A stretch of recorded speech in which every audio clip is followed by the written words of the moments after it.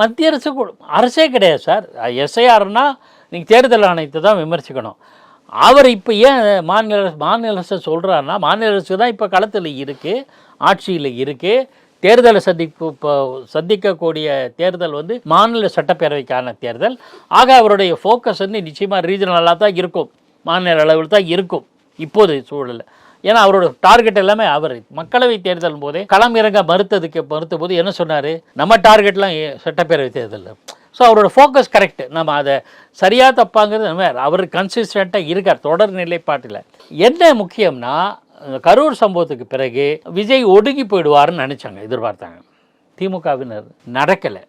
ஒரு 40 நாள் இருக்குன்னு நினைக்கிறேன். அதுக்கு பிறகு வந்துட்டார், மாநாடு நடத்தினார், கட்சி கூட்டம் நடத்தினாங்க.